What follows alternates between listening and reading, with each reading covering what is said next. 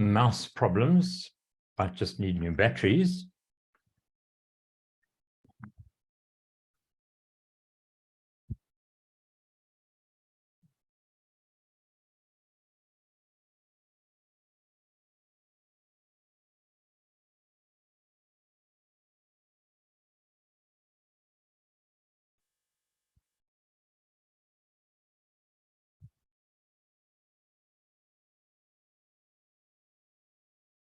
Yes, that seems to have fixed it. I'll just put a new battery in. Right. Now, today is a rather informal session. And what I'd like to do is discuss issues of writing. This is not a prepared talk.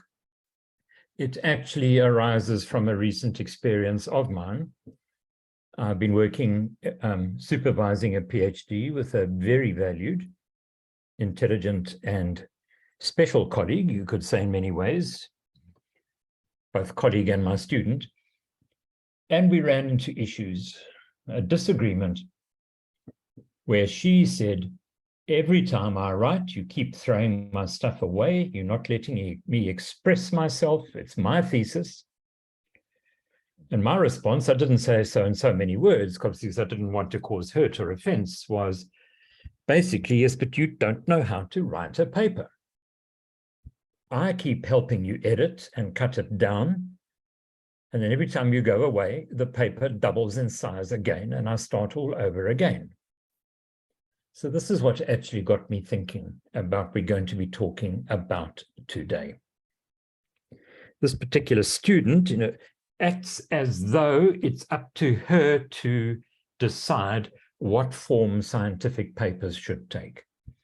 And I, of course, on the contrary, believe that we're not going to get very far with examiners and reviewers if we come up with our own homemade idea of what a research paper ought to look like, as opposed to following convention, custom, what's recommended, and of course, for many journals, what's actually laid down in the instructions to authors. So this is what we'll actually be talking about this afternoon. But I really don't want it to be a one-sided conversation. Now, I haven't tried the whiteboard before. I'd like to see how it works.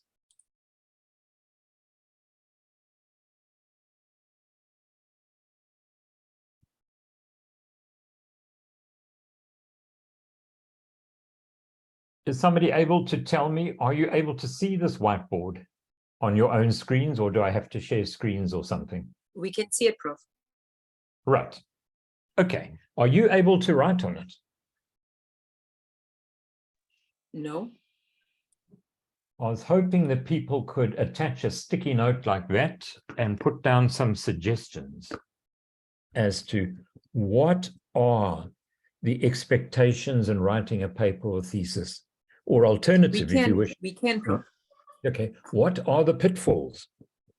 What are the things that lead to your supervisor criticizing your work, or worse still, examiners or reviewers questioning what you've written? Let's see who's got the courage to try and write something. If it doesn't work, if it becomes too painful, then we'll turn it into a sort of oral process instead. Okay, if you find it difficult to write like that, then use the sticky note thing. Just typing with text tends to come out. No, I suppose I can see it. It comes out a bit small.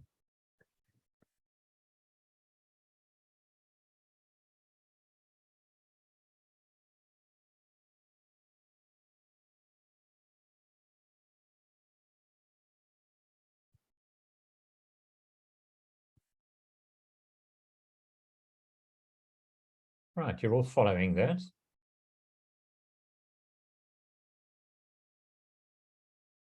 Okay. By the way, of course, nobody must worry about spelling mistakes and typos and things. That's a waste, as long as we can understand the point you're making. There is no flow between the title, objective, methods, and conclusions. What's interesting here is I got all excited at what she started to write, and then she went back and deleted part of it and then wrote something else. And I really liked what was written there first. It was something about there's no flow between thoughts and ideas and what the thing looks like. Lack of consistency. That sounds like a good one, but obviously we'd be interested to know what sort of consistency, what in particular is it that's lacking? Would the two of you like to actually speak to what you've written there? Put your hand up if necessary, if I need to unmute you or something.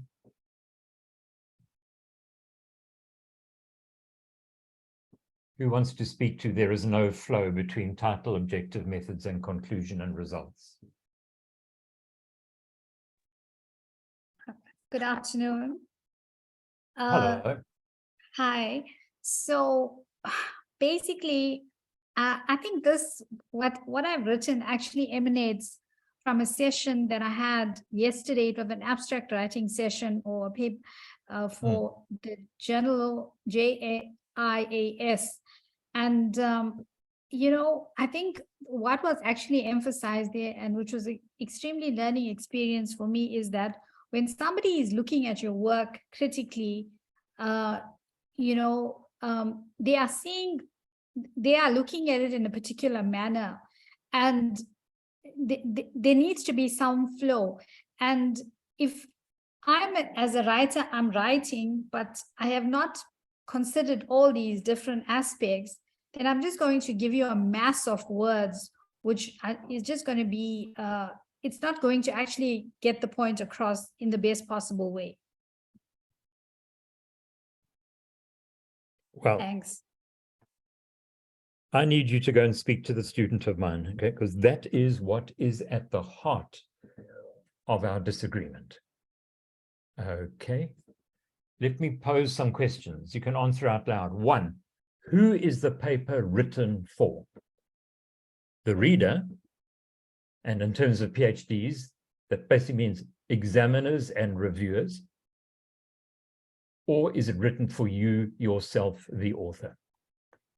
Is it important to please the reviewers and examiners, or to give yourself a nice warm feeling about what you've written? I mean, the answer is self-evident, but would somebody just come out and tell me? Shout it out.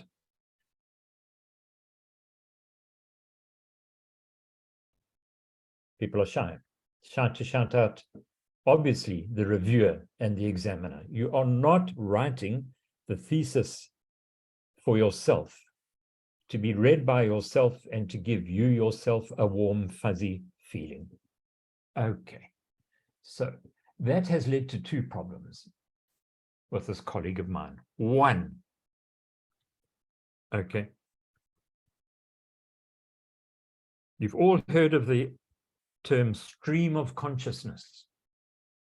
Okay, we use the term, or psychologists, I guess, use the term, and I hope I've got it right, when what somebody says just follows exactly what is going on in their brain at that particular mind. So if I think about breakfast this morning and I start talking about scrambled eggs, and then eggs made me think of birds, so I change subjects and mention the fact that my cat caught a bird this morning. And then the idea of birds makes me remember skies, and skies makes me think of weather. So I now start talking about rain and sun. And you see, I'm just jumping from topic to topic to topic as things come to mind. That's why I liked Veloshny's phrase, there's no flow. Well, there is flow here, but it's stream of consciousness flow. It's whatever came to mind. It's whatever excited the person doing the writing at that particular moment. The flow is stream of consciousness, and it's not logical progression. State the case, describe the results, discuss the results. It's anything that came to mind. And the second thing is, it's obvious, it's often what interests the person. Okay. Try and get this thing to work, right?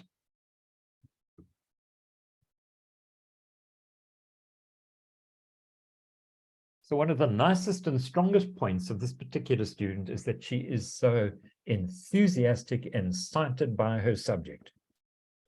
The consequence of that is that every time she reads something new that interests or excites her, it gets shoved into the pre-existing papers of the thesis. And that's one of the main reasons why an introduction that had been knocked down to 1,500 words suddenly comes back as 3,000 words when it comes back for my next revision. And that obviously by definition means that there is as much new material now as there was when the first draft was produced, which means by definition that I have to put as much work into editing this draft as I had to put into editing the first draft, because effectively there is an entire paper's worth of new material with every draft. And it's not because of better and increased insights into the project. No, a small proportion is, I must be honest, but a large amount is that she has just read things that are so interesting and so fascinating that they have to go into the paper. That logic is incorrect. That's not why things go into a paper. So perhaps we could summarize that in a couple of points. Okay. One, papers and theses have expectations which are largely shared between examiners, reviewers, and editors. They are not a whiteboard like this, a blank canvas for you to write whatever you like, how much you like, about whatever you like, in whatever order you like. Even though what you write may be absolutely fascinating and absolutely true. That is not the expectation of a paper. So one of the things I had to say when the student and I were sort of patching up again, making up, was I just cannot see the point of submitting something when I know at least one of the examiners, and quite possibly two or three, is going to send it back and say, I could not follow the logic of the introduction. There seemed to be a lot of material which was very interesting, but could easily have been removed. Okay. I suggest that the introduction is rewritten, and I would like to examine the thesis again. Now, I think there's an 80 to 90% chance of that happening. So obviously, to me, the sensible thing is to chop out all those bits now, so that the reviewer or editor doesn't have to tell us to do it. But as I said, this was interpreted as not being interested or not placing any value on what the student had to say. So there is a major problem, conundrum. Would anybody like to comment on this, either in writing or unmute yourself and speak out loud? Has anybody had this experience themselves? Has anybody seen any of their friends or colleagues run into this issues, a disagreement with anybody, supervisor, reviewers, editors, examiners, about what should or should not have been in a thesis or a paper? Any comments?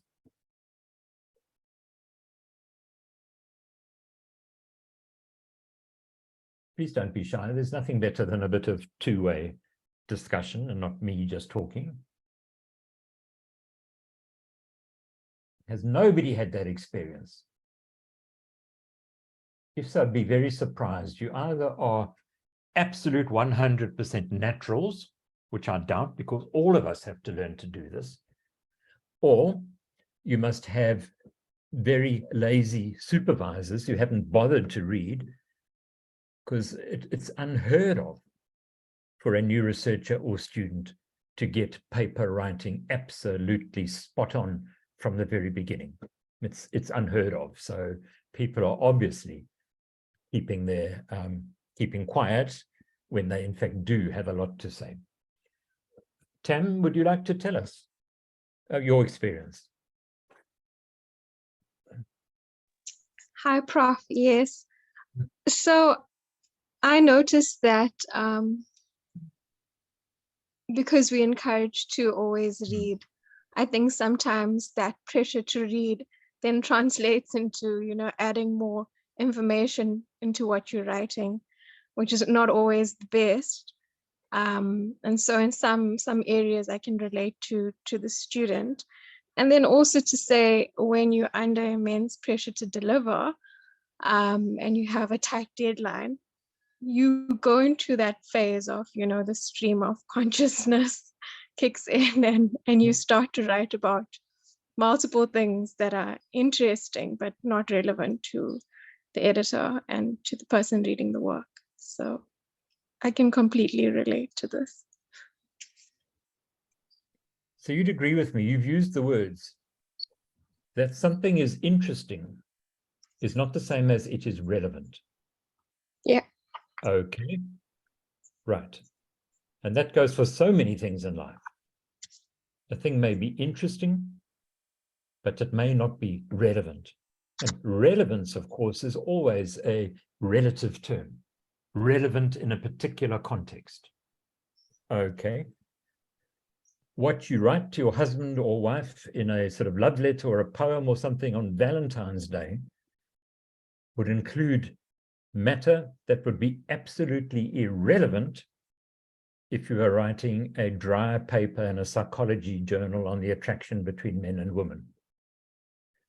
And alternatively, what you wrote in that paper would probably be entirely out of place in that little note that accompanies the roses to your husband and wife.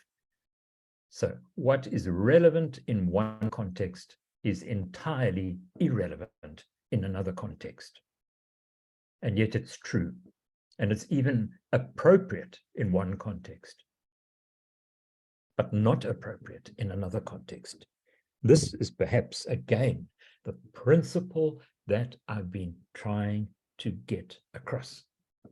Apparently, not all that successfully, though. I think things are coming right now. Okay, that it is interesting, that it is true, does not make it relevant. Okay. So, who decides that we can only put relevant stuff in a paper?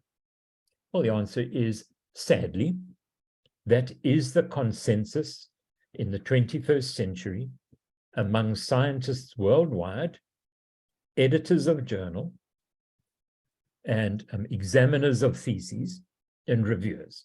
That is the consensus, and that is the explanation, okay? And therefore, sadly, as with so many other things in life, you've got two choices. You fit in and conform, or you stand out and kick and buck against the system, in which case you've got to be very, very, very strong, because you're going to come in for huge opposition, uphill, undermining, abuse, and all the rest of it. Okay? So, as I suggested, to the student, well, you've got two choices. I said, if you want to leave stuff in, I will not force you to take it out. Okay?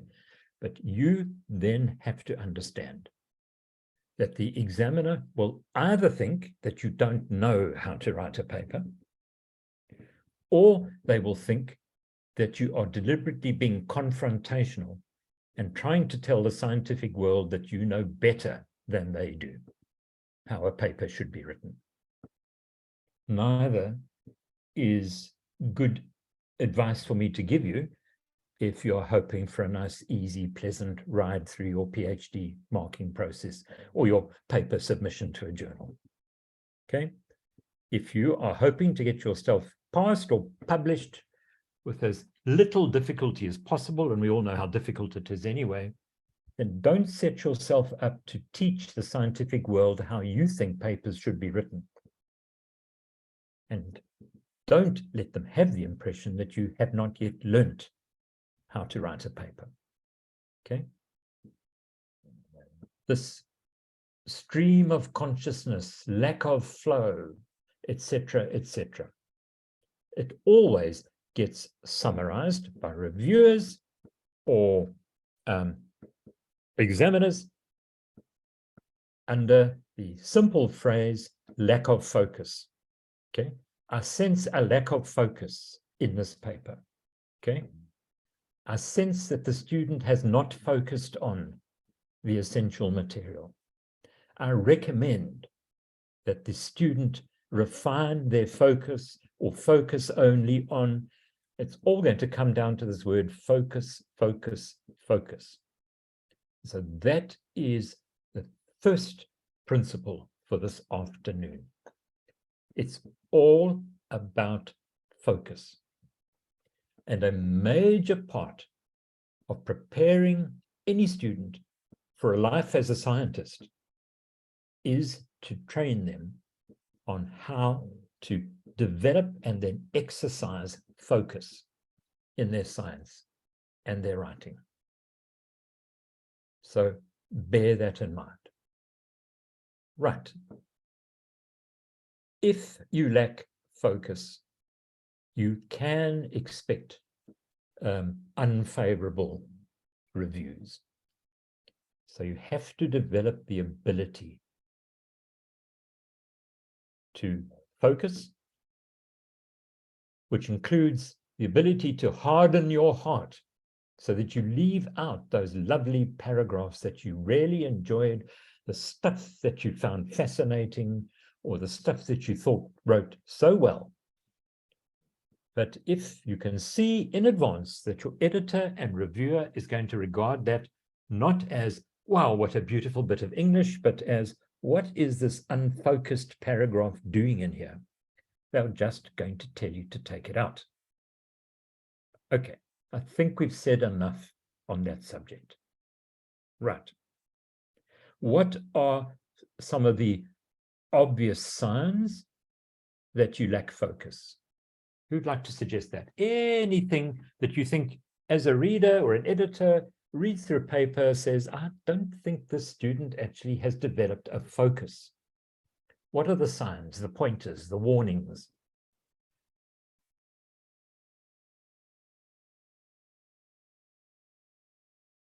Either write or speak. No right or wrong answers here, just suggestions, possibilities, ideas.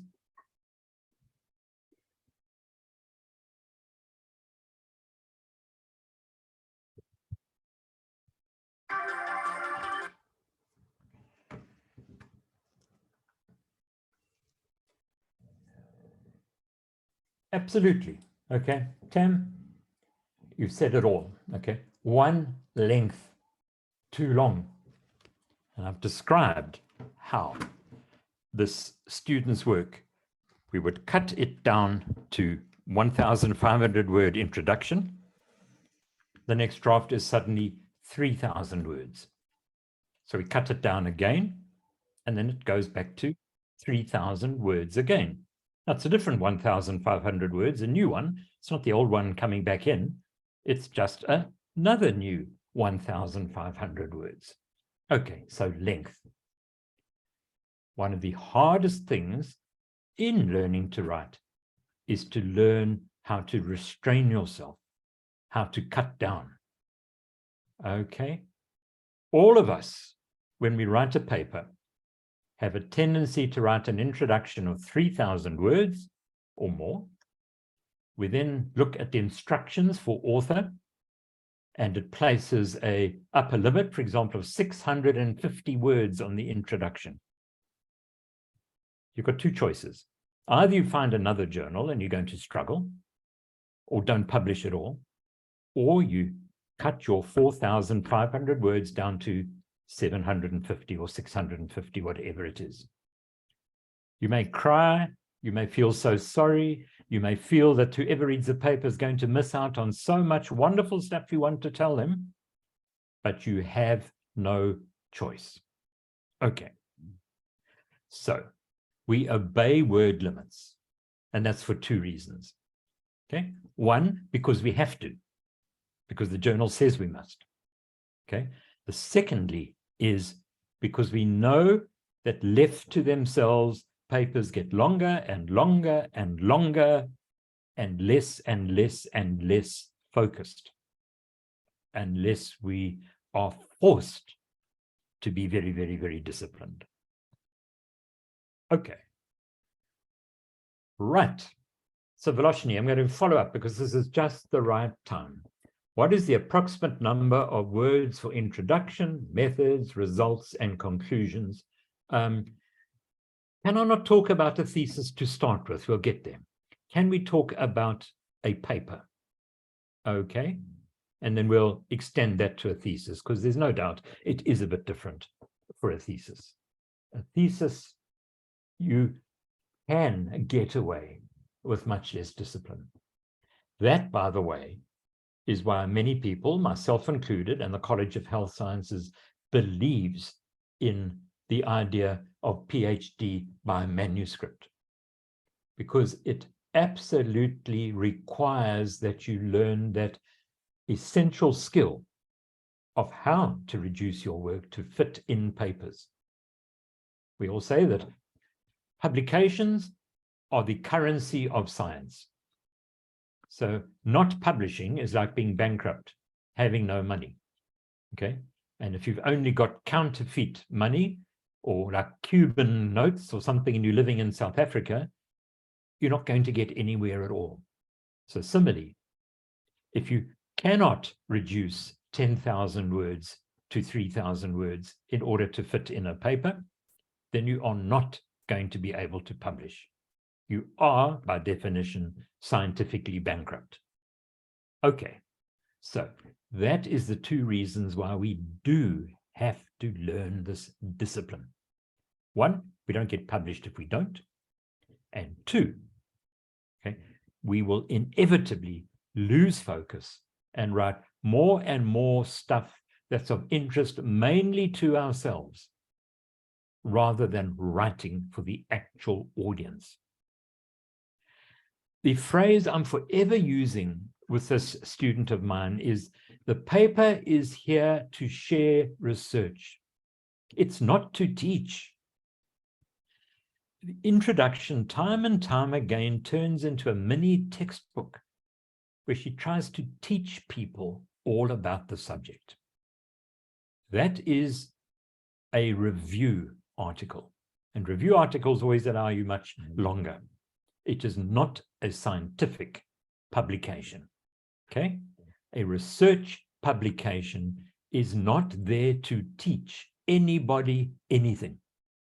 It is there so that they can read of your research, build on it, adapt it, utilize it, employ it in their daily work, whatever it may be. And the only purpose of that paper is to get that research across.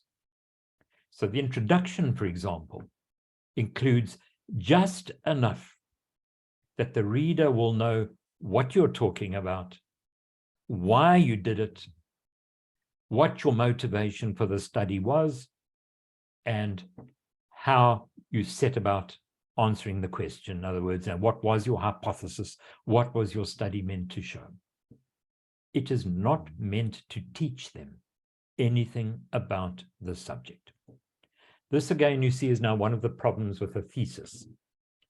The thesis introduction is where you show that you know everything about the subject. You cannot do that in a paper. So in the PhD by publication, you can put all of that stuff in your first or introductory chapter, but you cannot cram the introductions with your papers with a whole lot of material showing off how much you know and teaching your readers about a subject. So you do not teach in a paper. You merely provide context for your research and your research findings. Okay. Some of you will have heard the concept of the selfish gene.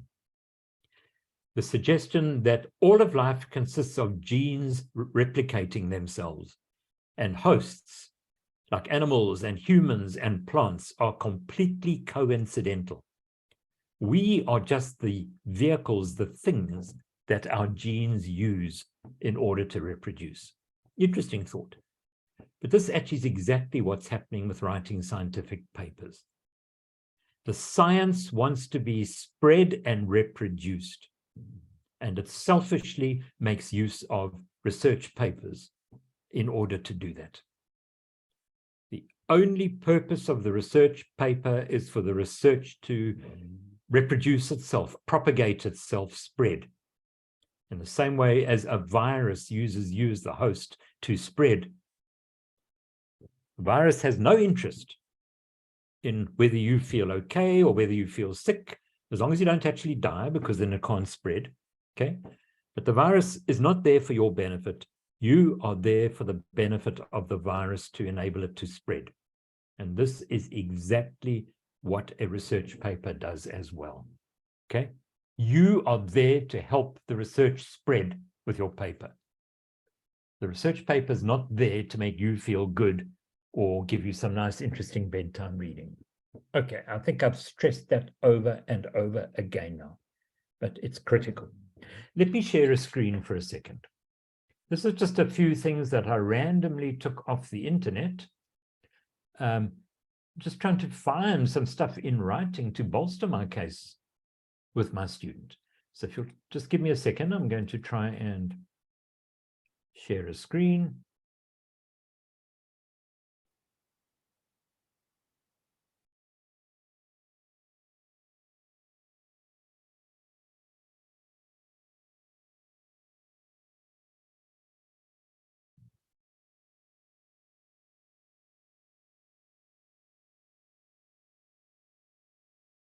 So I'm having difficulty now getting my Zoom to minimize that I can open up other programs. Don't know what's going on here.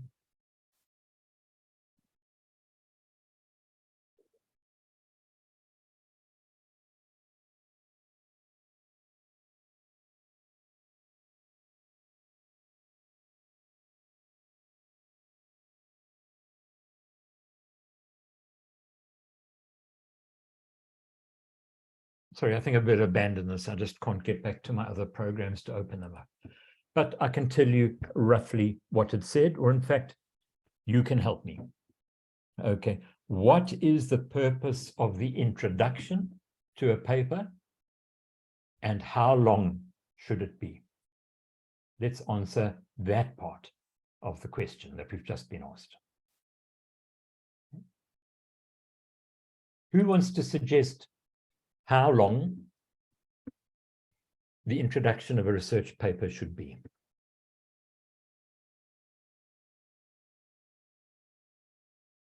Don't be shy.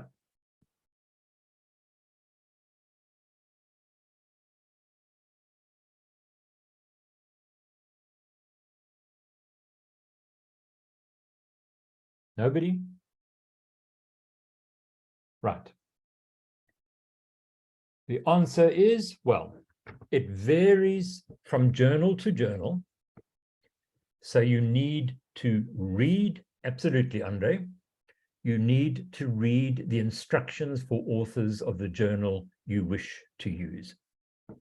If you're not sure at this stage which that journal should be, then you should choose a good, high quality journal in your field. Look at the instruction authors of a few, because you don't want to find one of the ones that is, obsessively tough about length. You want to find a middle of the road one. And you'll usually find that somewhere in the region of 1 to 2 pages, roughly 1,000 to 1,500 words, something like that. So that roughly is the length. But more importantly is the ratio, the proportion of length between the introduction, methods, results, and discussion. Right. Who wants to tell me what that proportion should be? At the time of this little disagreement with my student, her introduction was twice the length of the discussion. The introduction was 4,500 words and the discussion was about 2,000 words. Is that appropriate? And the answer, of course, is no. There's a general consensus that the introduction is roughly 1/3 to 1/4 of the length of the other sections. Okay? Think about the discussion in particular. The discussion is about 3 to 4 times longer in terms of pages or paragraphs or words than the introduction. Okay, that is the expectation. So if we submit those papers where we've got a ratio of 2 to 1 for introduction to discussion, we can just expect to be shot down by the editors, examiners, reviewers, whoever it is. And it almost certainly is evidence that there is lack of focus in that introduction. There is either stuff that's irrelevant, stuff that's actually teaching, stuff that is just something we, the authors, found interesting, okay, or another common problem, there's stuff that's actually discussion, okay. And for some reason, my student got very angry for me for wanting to cut paragraphs out of the introduction and put them in the discussion. I wasn't even, losing it. It's still there. But that apparently, was found to be problematic. I can make the point, of course, that every bit I take out the introduction and put in the discussion goes to even out and improve that reversed ratio. So what we are going to have to do with this particular manuscript is drastically reduce the introduction. And what we'll do is remove anything that is not essential to an understanding of the study undertaken in that paper. Remove anything that just teaches people. Remove anything that you yourself found fascinating, but is not relevant if you're going to understand the research. Okay. Remove anything that, well, all the other things I've said, but one of them is, there is material. Yes, it sort of could be in the introduction, but it lends itself to the discussion so much better. Let's say, for example, that I embark on a study. Half the world says that men are green and women are blue. Men are blue and women are pink. The other half of the world says that no, women are blue and men are pink. Okay. So, what do I write in my introduction?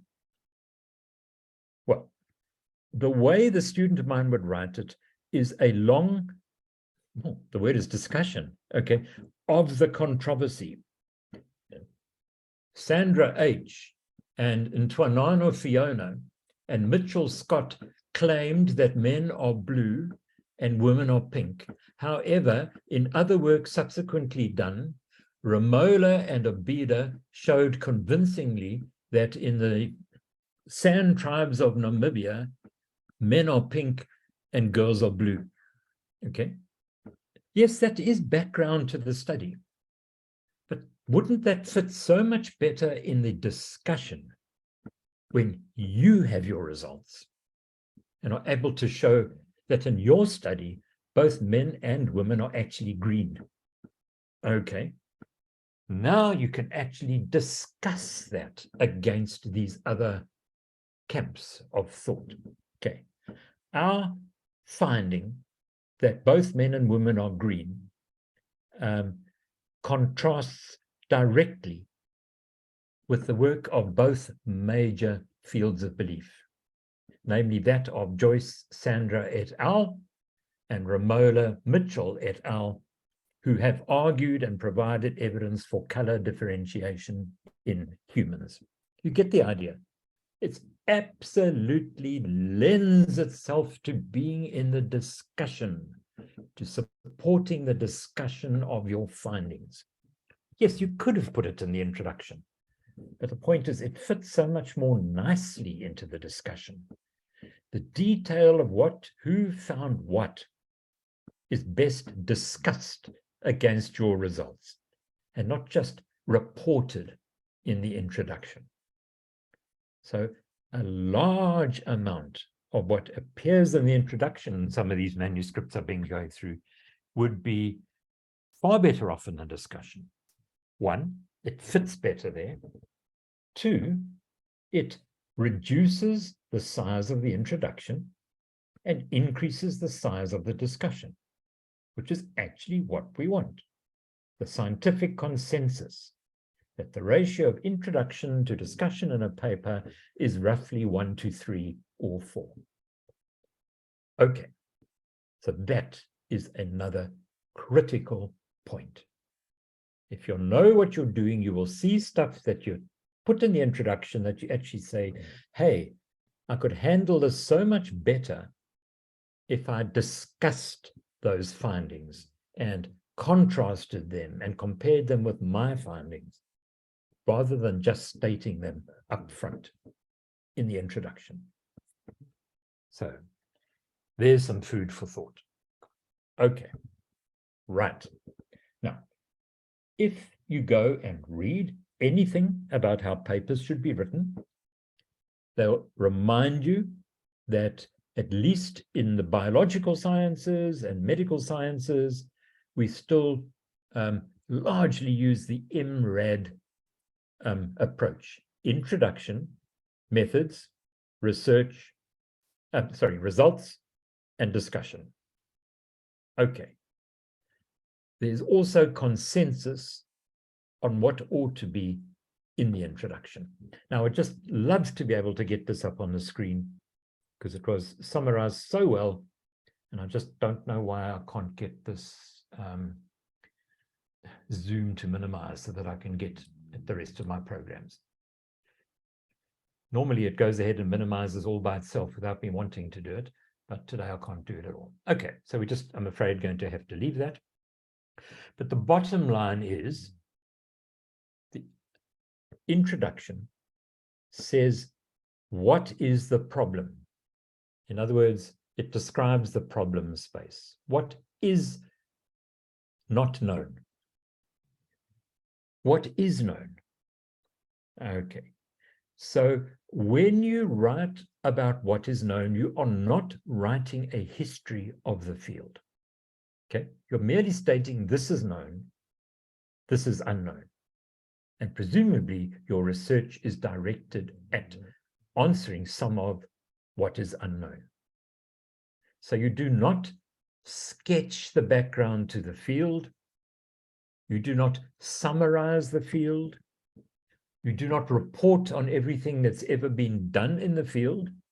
You stick to what is known and what is unknown. Okay? In general, we assume that the people who write our papers know something about the subject. Okay? So we should not have to teach them as though they were undergraduate students about the subject before we discuss our result. This, of course, is where a little bit of insight comes in.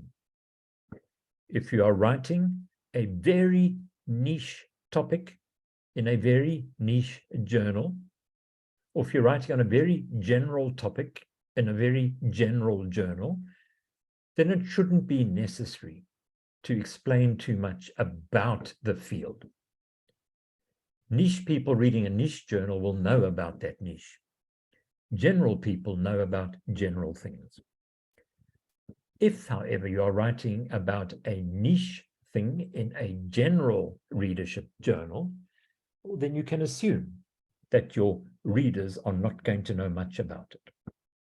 Now, you don't teach them, okay? You can give them references that they can read about so that they can understand it better.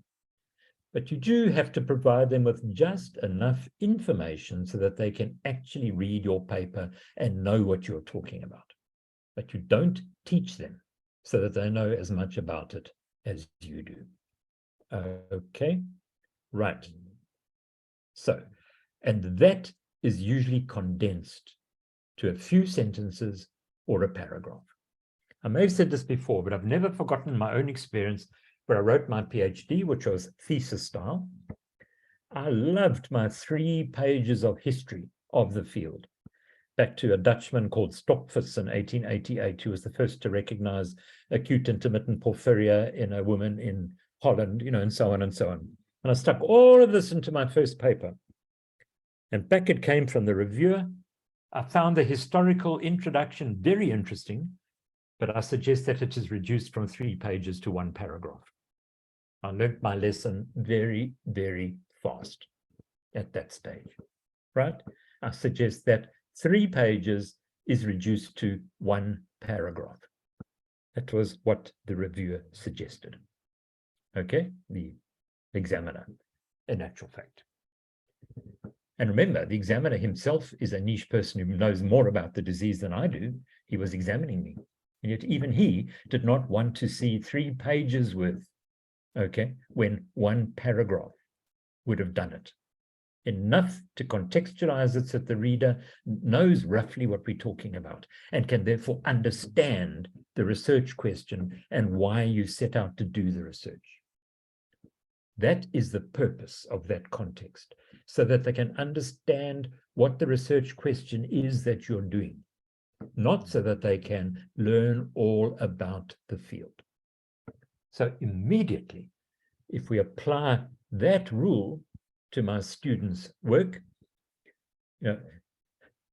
70% of that introduction falls away. It is not necessary for the reader to read it in order to understand why the research was carried out. So even though it's true and it's interesting and the student found it fascinating, and it's quite true that somebody reads it will be much more knowledge about the field than somebody who hasn't read it, it's out of context. It goes beyond what is strictly necessary in order to understand why the research was done, etc. Right, so you can see how we keep coming round over and over again to the same principles. No stream of consciousness. The introduction has a very precise purpose.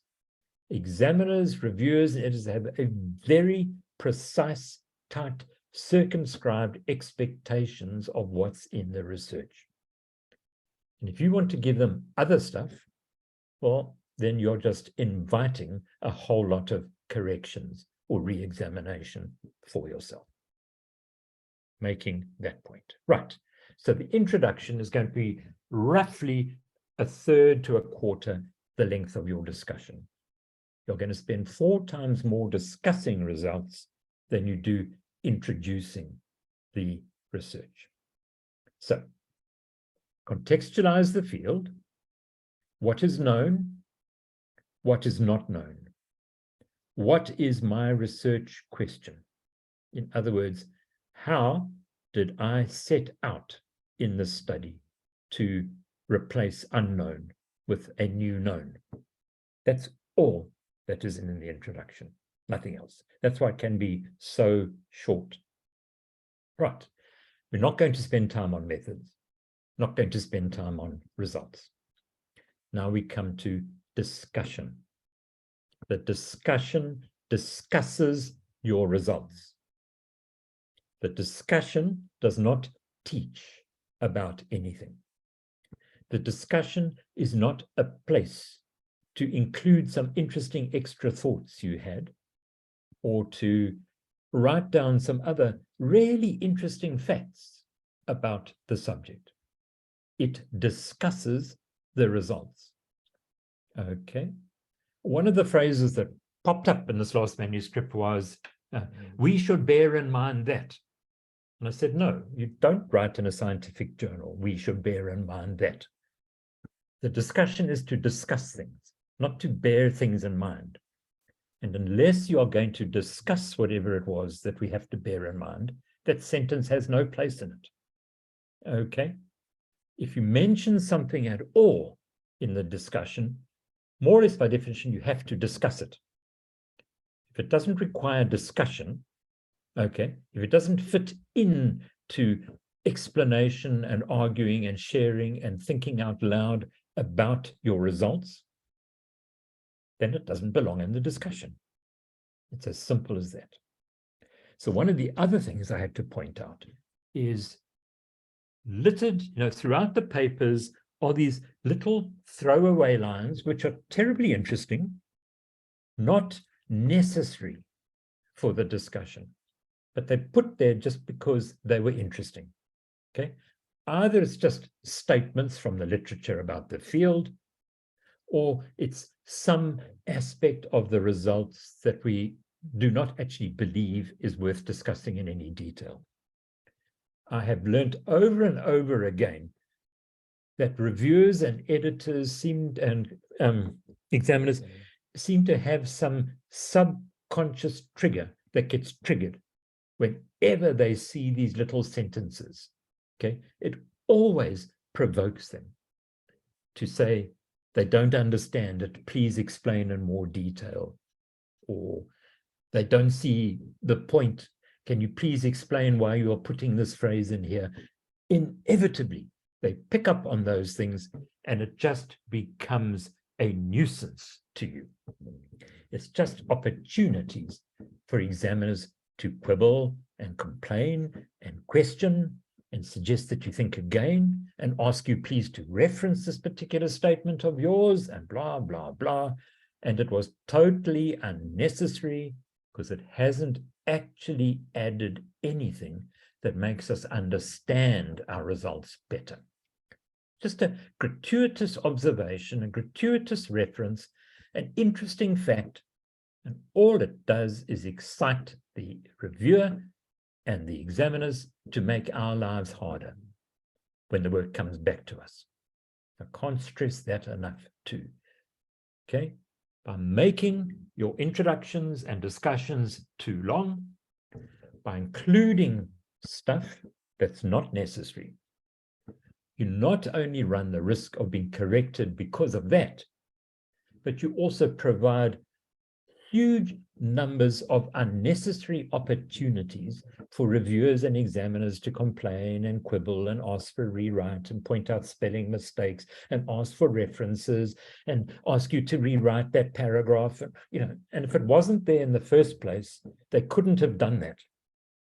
And your work would not have been any worse in quality. Right. So I cannot stress this enough. Let me try and draw a drawing.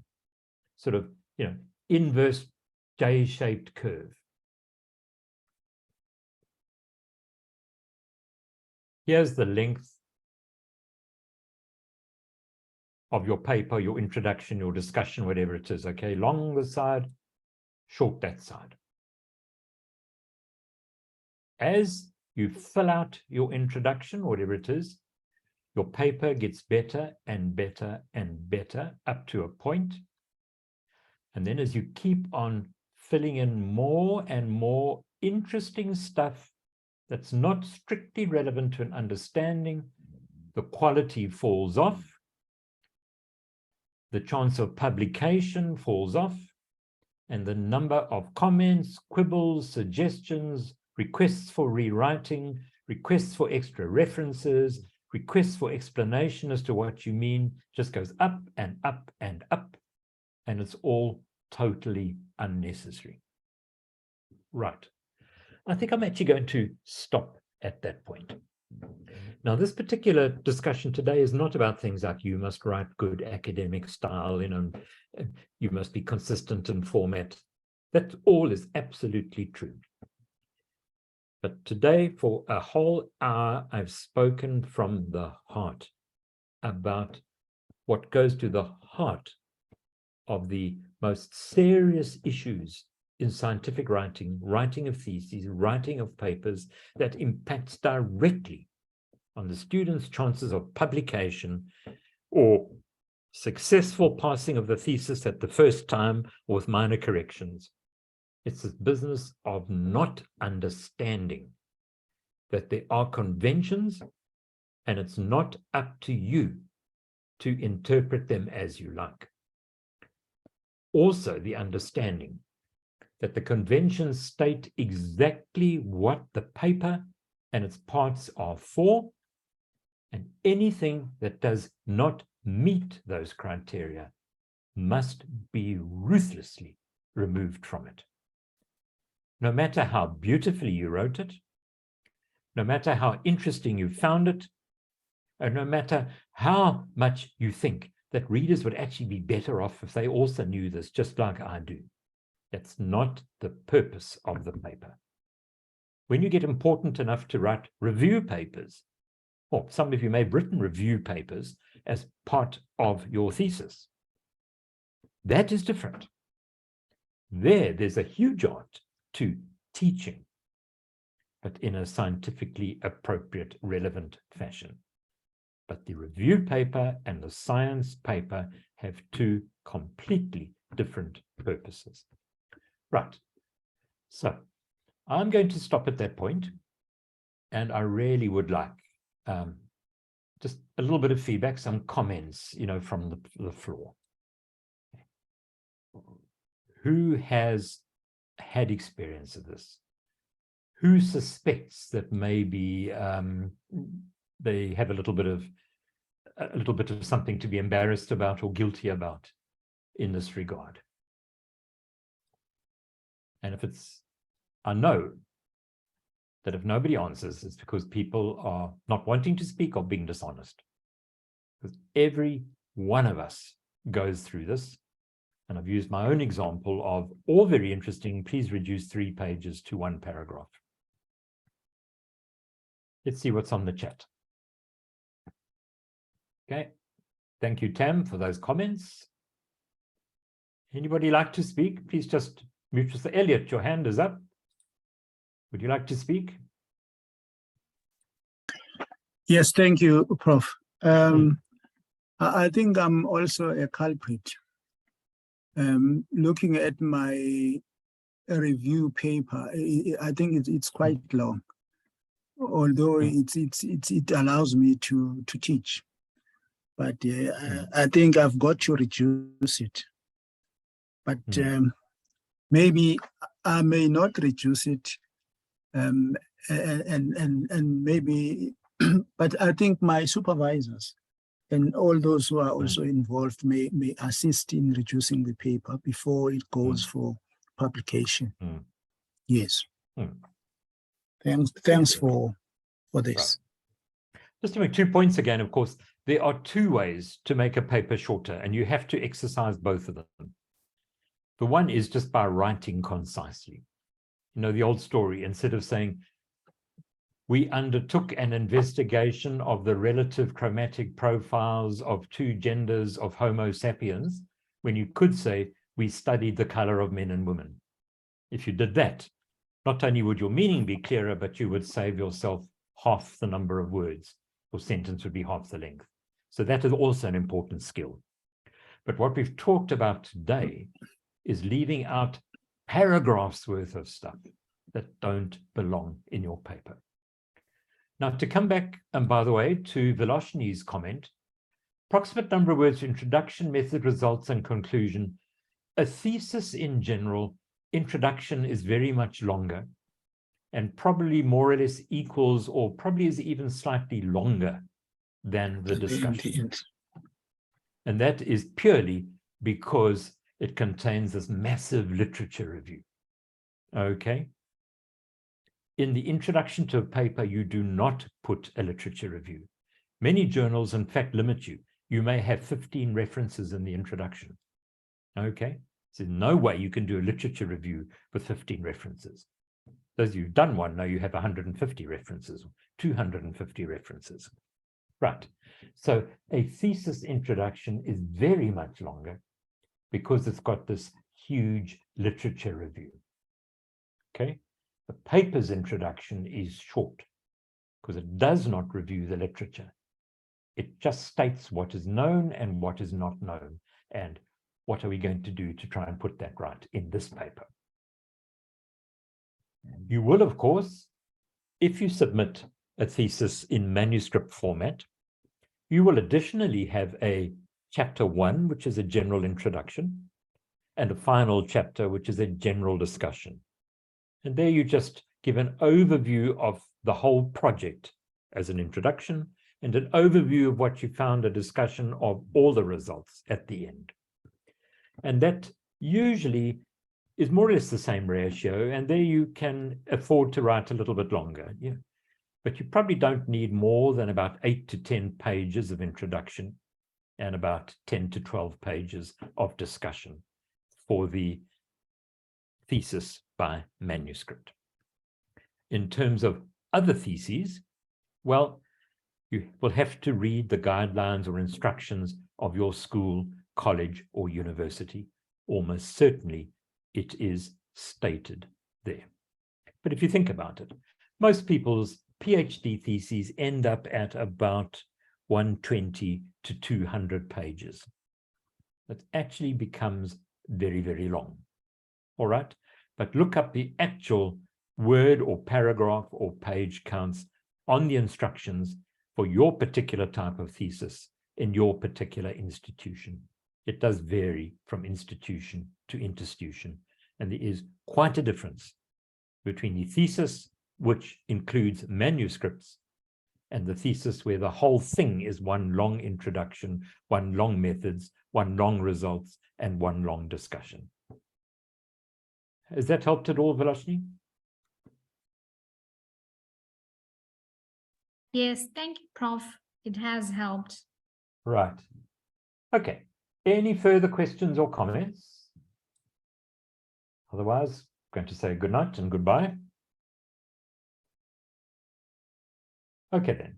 Enjoy yourselves and thanks for sticking around. Good luck. And you know, I am available. If anybody's got some really burning problem or question, you're welcome to get hold of me and just ask for my advice. We'll take it from there. Thanks. Okay. Bye-bye, Prof. Bye-bye.